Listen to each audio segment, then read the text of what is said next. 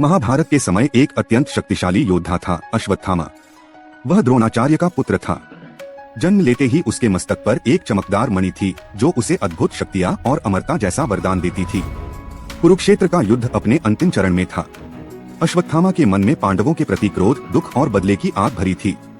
उसे लगा कि पांडवों ने छल से उसके पिता की हत्या कर दी। गुस्से ने उसकी बुद्धि को अंधा कर दिया। एक रात उसने कौरव पक्ष के बचे हुए सैनिकों के साथ मिलकर पांडवों के शिविर पर हमला किया। लेकिन शिविर में पांडव नहीं थे।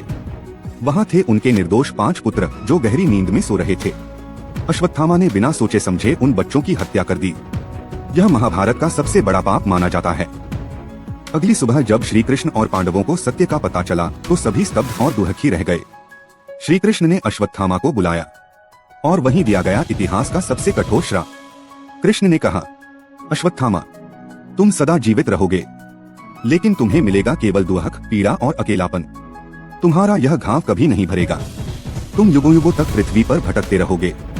यह कहकर कृष्ण ने उसके मस्तक से मणि निकाल ली।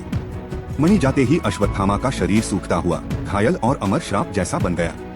न वह पूरी तरह मर सकता था, न कभी सामान्य जीवन जी सकता था। तब से माना जाता है कि अश्वत्थामा आज तक इस धरती पर भटक रहा है। कई लोगों ने उसके देखे जाने का दावा किया है, कहीं घने जंगलों में, कहीं प्राचीन मंदिरों के परिसर में। एक लंबा घायल व्यक्ति जिसके माथे से हमेशा रक्त टपकता है, पर घाव कभी नहीं भरता। कई वर्षों पहले एक साधु मिला जिसके माथे पर पुराना घाव था। जब लोगों ने पूछा, आप कौन हैं? तो उसने कहा, मैं अश्वत्थामा हूँ, कृष्ण का श्रापित। सत्य क्या है कोई निश्चित रूप से नहीं जानता, लेकिन परंपराओं, कथाओं और दंतकथाओं में एक ही बात बार बार सुनने को मिलती है। अश्वत्थामा आज भी जीवित हो सकता है।